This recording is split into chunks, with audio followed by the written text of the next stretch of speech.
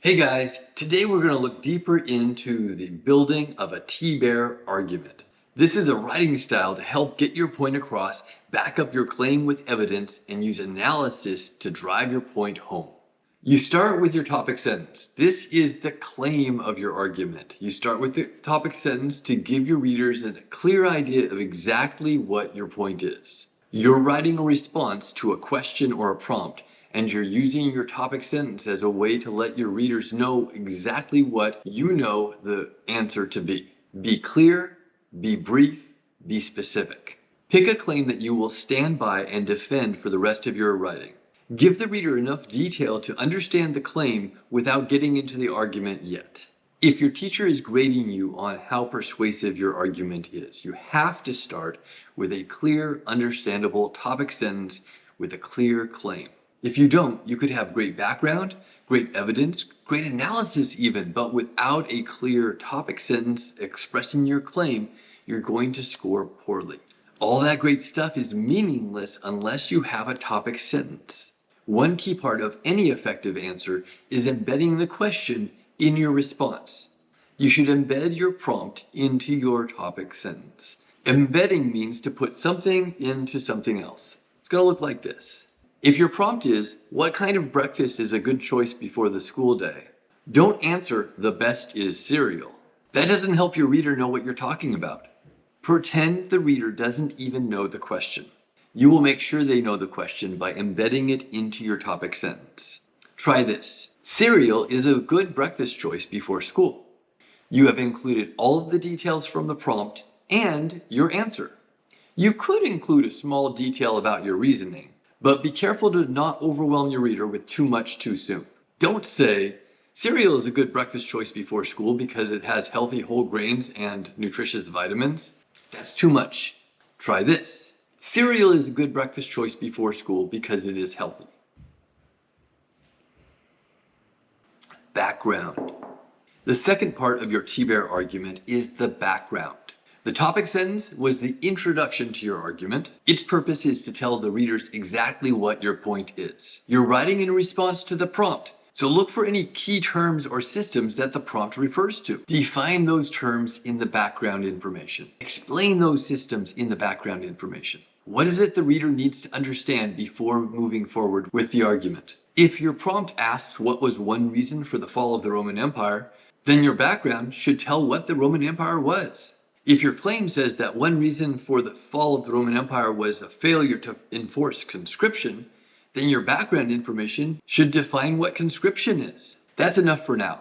I often tell students to come back to the background after they've written more of their argument. There may be things in their evidence and their analysis that need further explanation, and background is a good place to put them. It's usually more clear about what else needs to be explained when more of the argument has been laid out. This section is evidence. Evidence is information from a source that supports your claim. You can either use a quote or put it in your own words. What sources you use and how you use it may depend on the assignment, so make sure you read the instructions first. You want evidence that supports your claim and add something to help persuade the reader that your claim is correct. Your evidence should not simply be a restatement of the claim. For example, don't do this. If your claim is, swimming is the best exercise for cardiovascular health, and you find a quote from Dr. John Gordon who says that swimming is very good for cardiovascular health, that's not a good example of evidence because it doesn't add anything to your argument. Sure, it's good that Dr. Gordon agrees with your claim and he's saying the same thing as your claim, but you haven't pushed your argument forward by giving more information. Instead, try this.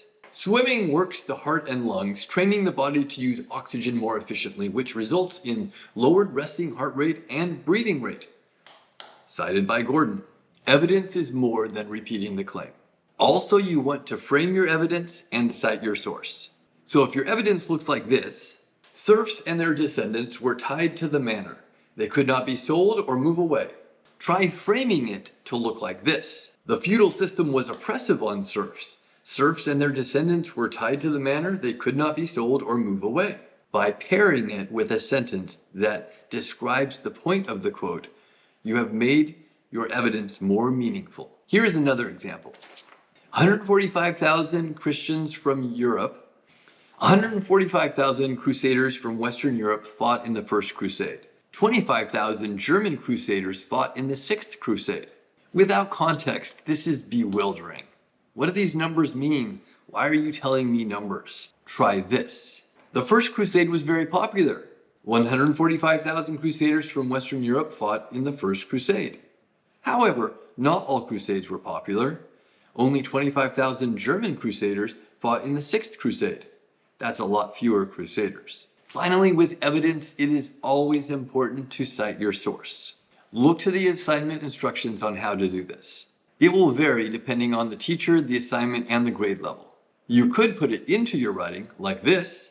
According to Salt by Mark Kurlansky, patricians insisted that every man had a right to salt. You could put it into parentheses at the end of a quote.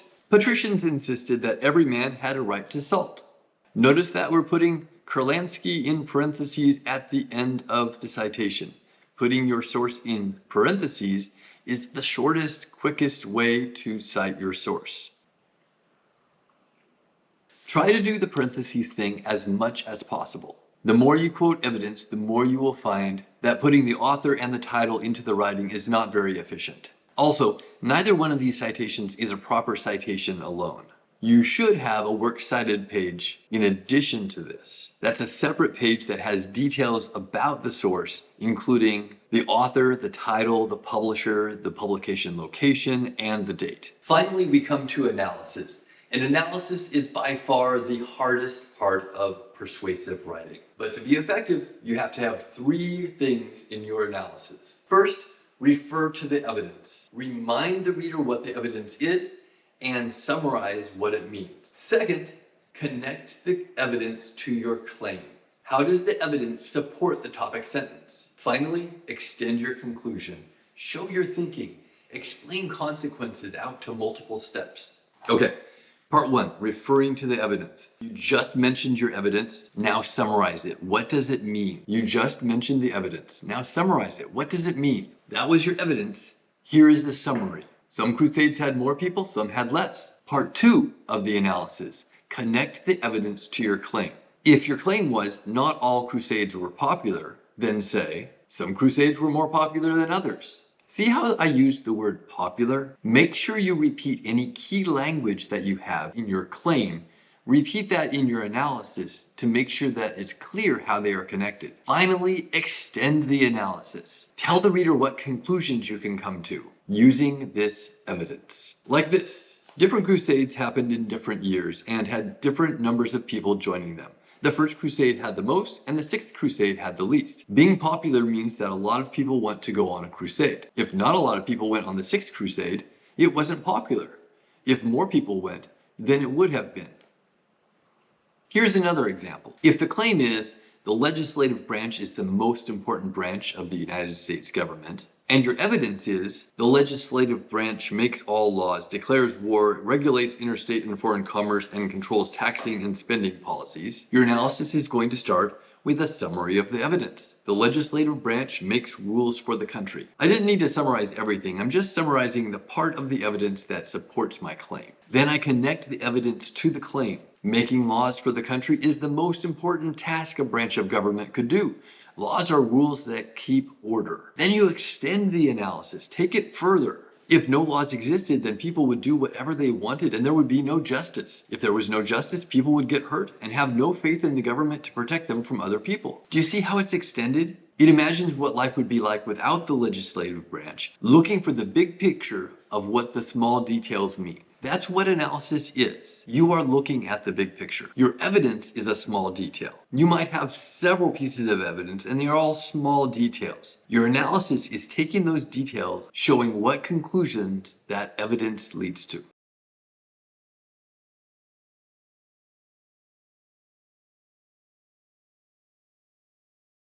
Finally, restate. Restate, revisit, wrap it up. You are looking to restate your claim of what you said in the topic sentence. Rewrite your topic sentence in different words. If your topic sentence was this, the Japanese samurai was well prepared for battle, both physically and emotionally, then your restatement could be, samurai were emotionally and physically ready for battle. You have said the same thing, but in a different way. Don't lose part of your claim in your restatement, though. Sometimes I see students wrap up with, "Samurai were ready emotionally and physically." What was the samurai ready for? Was he ready for a ride home? Was he ready for lunch? You have to be clear. You have to restate your claim. Make sure the reader knows what your whole argument was about. Now, before you wrap up your writing, go back and read it. Look for any additional details that you need to explain. Are there terms that you introduced in the evidence or the analysis that you could explain more in your background? Is your evidence in quotation marks? Does it need to be? Is your source cited correctly? Capitalize the first letter of each sentence. Put a period at the end of each sentence. Proofread, proofread, proofread. Proofread, and you will find that your writing will improve.